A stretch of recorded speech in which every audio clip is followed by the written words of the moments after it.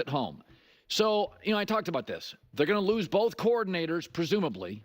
Ben Johnson's going to take the Raiders job. Wouldn't be the one I would take. Aaron Glenn may get the Jets job. And instead of going out for a global search, they're just going to hire in-house. Philly did it. It was a disaster. So the other thing to think about, though, is did this game hurt Goff's confidence? And did it make people in the organization doubt Jared Goff? Remember when Jared Goff could not beat the 49ers? And I started talking about this on the air. I said, I think McVay, his body language has changed on Jared Goff. He's getting very frustrated when they take shots of him about Jared Goff. And about 6 months later, they moved off him for Matt Stafford. So this Detroit team is going to remain very good.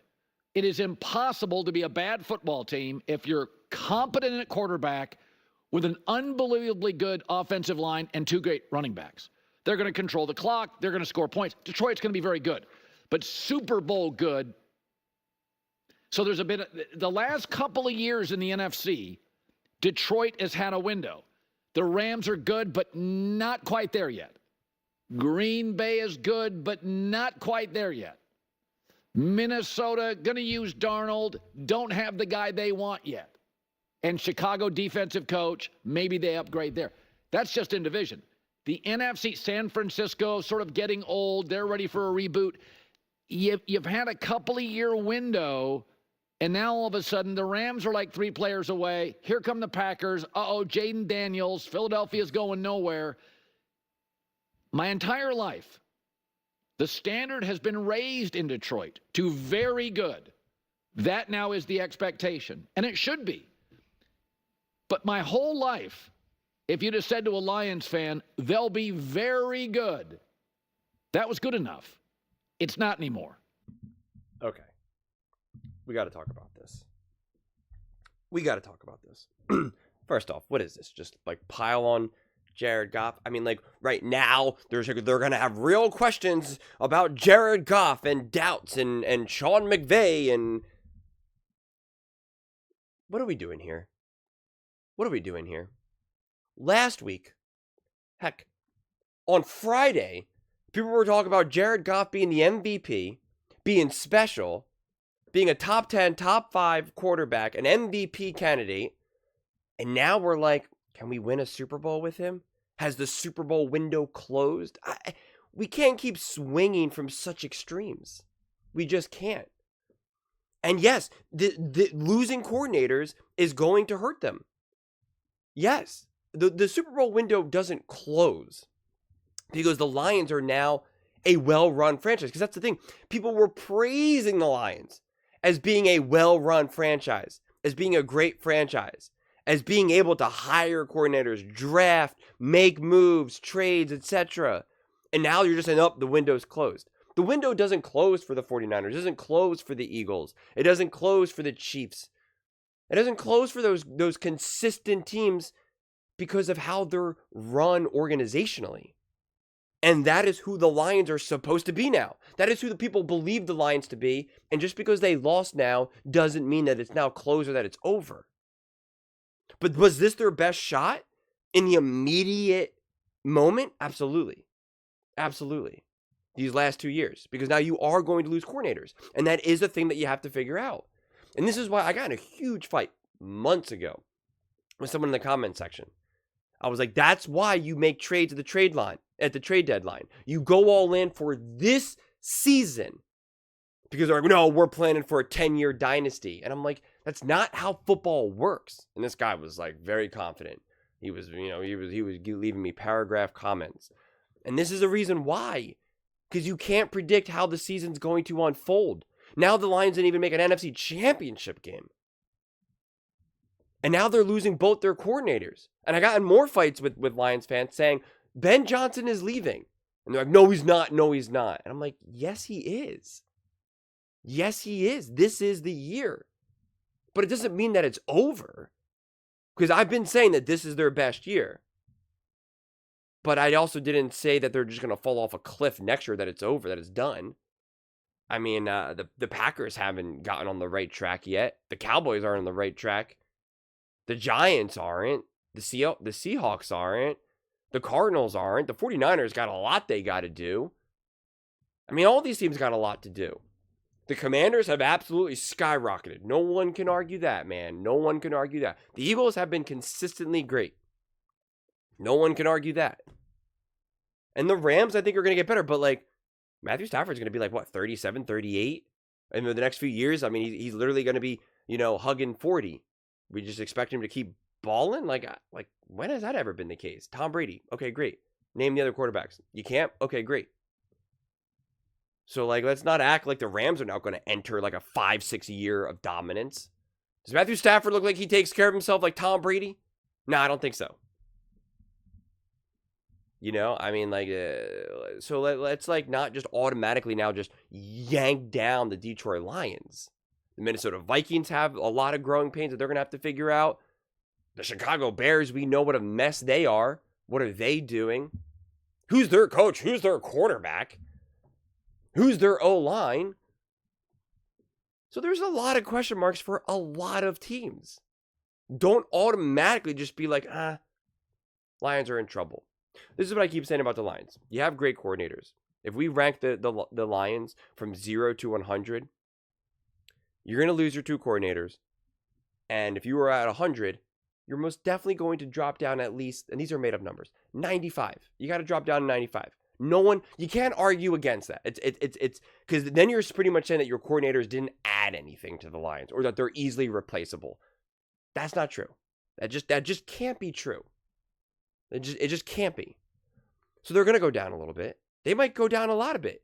That's what happened to the Philadelphia Eagles.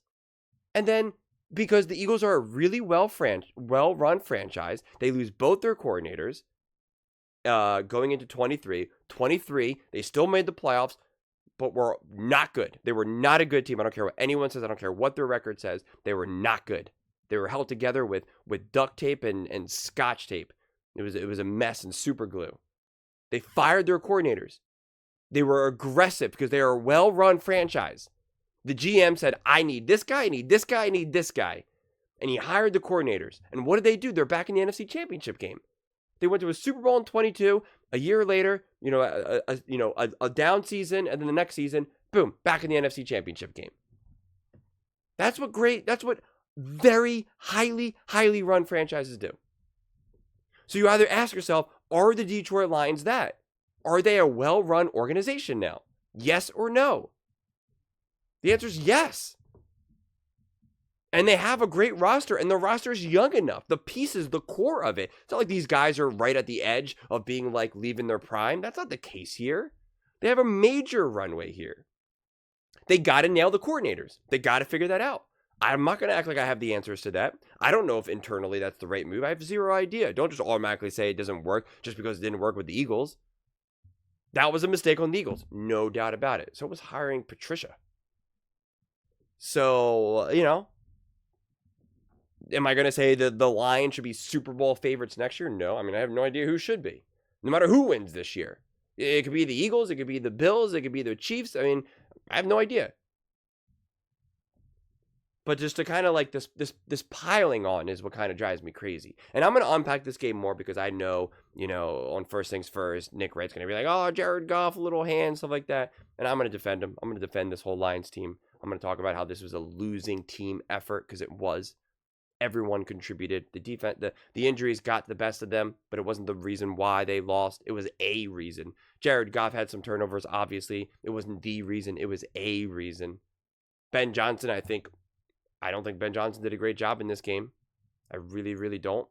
And I think Ben Johnson's special, but I do not think he managed this game. I think he's a great play caller. And the Lions came with such energy throughout this whole season. And they got flustered. They just did. And it's unfortunate that it happened, but it happened. But this doesn't mean that you now automatically now just use it as a jumping off point just to be like, I don't know. This window closed. I mean, like, where's the Juggernaut right now in the NFC? I don't understand. Like, where's the Juggernaut in the NFL? The Chiefs are not a Juggernaut. The Bills are not a Juggernaut. The Ravens are not a Juggernaut. The Eagles are not a Juggernaut. The Eagles and the Lions, I think, had the 2 best rosters, but they weren't like juggernauts. especially even if at times it felt like they were, because maybe even I have a video where I called them a juggernaut. I think I maybe said that they're the closest to. I don't remember. But even so, when you look back and now you kind of say, okay, what do I make of this season? Now that I have all the information, now that I actually see the end, it's like when you're watching a movie or reading a book, and you're like, this is amazing, and then the ending doesn't. You don't stick the ending, and you're kind of like, okay, well, was that a great story? Was that a great movie? I mean, I thought it was. The first 3/4 of it were awesome, but now I don't know. And actually, like, now that middle part doesn't make sense. And so now when you watch this team, they were special offensively. They were really good defensively. And collectively, they brought an intensity that no other team could match. Their fatal flaw, and this is what I called out when they played against the Arizona Cardinals, when they played against the Seattle Seahawks, and when they played against the Bucks. And I got ripped from Lions fans for it. They're like, you're such a hater. And I said, they need to know how to play in games without relying on all the trickery, without relying on all the big plays, without relying on all the home run shots. That's ultimately why they lost this game.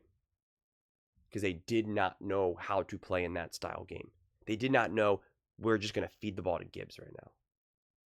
We're just going to feed the ball. Jared Goff, he's going to throw 5-yard passes, 6-yard passes, 5-yard passes. I think, didn't Josh Allen just win against the Baltimore Ravens? And I think he had like 4 passes over 10 yards or something. And again, that's how Patrick Mahomes and the Kansas City Chiefs have been winning for the last few years.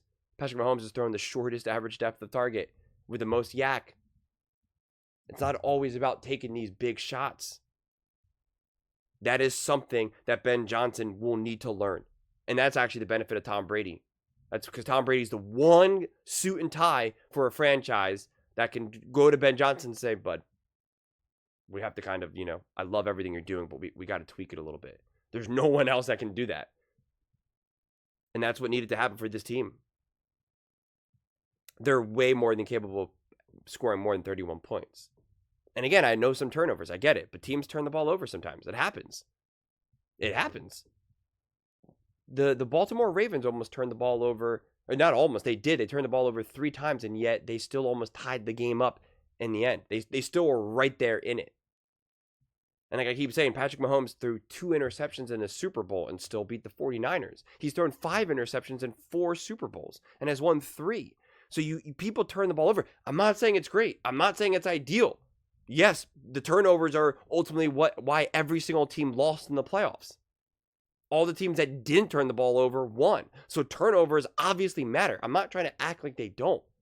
But the superpower for the Detroit Lions was their offense.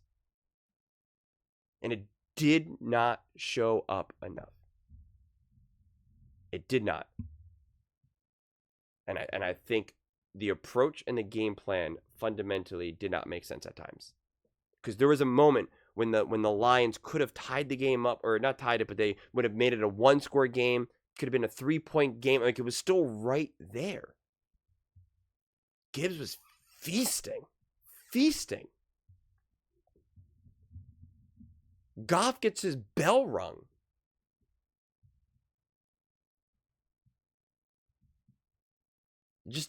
Just wasn't managed well enough, this game. This game could have been coached to a victory, and it wasn't. And it's a tough one. And that's why everyone always wants to just find these singular reasons who to blame. And that's why Jared Goff, or Dan Campbell. And it's not. This was collectively. Jared Goff needed to play better. Ben Johnson needed to be better. Dan Campbell needed to be better. The defense is hard. There was a lot of injuries, and I think the injuries would have obviously helped. If they were healthier, would have helped them. But it doesn't change that their offense dropped the ball.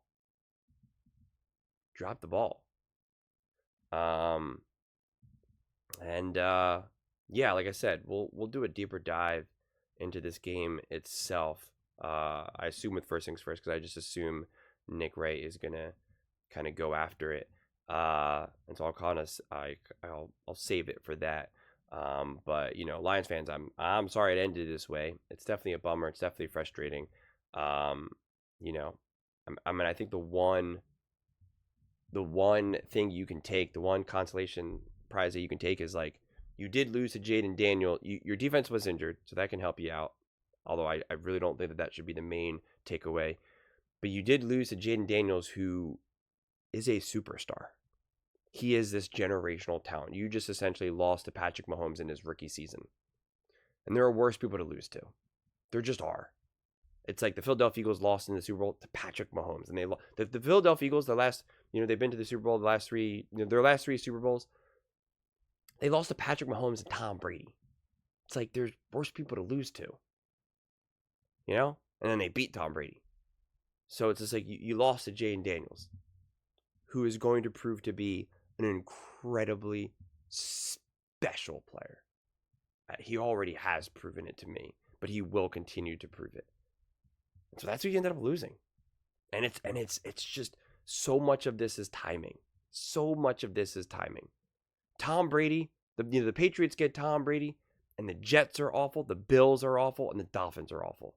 The Kansas City Chiefs get Patrick Mahomes, and the Broncos are awful, and the Chargers are awful, and the Raiders are awful. It's timing. The Lions finally get good, and it's like, oh, the Minnesota Vikings are pretty good. The Bears, they might have just got their Patrick Mahomes. Ooh, the Packers, they got their Jordan Love. This is going to be tough. Oh, and the Eagles have a great roster. And now the Commanders got their Patrick Mahomes, and it's just like, it's timing, man. So much of this is timing. And sometimes timing is in your favor, and sometimes it's not. But those are just my thoughts. I'd absolutely love to hear yours. What do you guys all think about the Detroit Lions losing to the Washington Commanders? Do you think the Super Bowl window has closed? Let me know in the comments below. I read every single comment, so whether you agree with me or disagree with me, either way, let's get in some discussions. Let's get in some fights. But ultimately, let's just have some fun. And please do consider subscribing. We're building an amazing community here, and I absolutely love to see you part of it. I want to build something that we all genuinely feel connected to. Something that we're really excited to be part of. I think we're well on our way to doing it. And please don't forget to give this video a thumbs up, as it really does help with the visibility and the algorithm. Thank you so much. See you next time.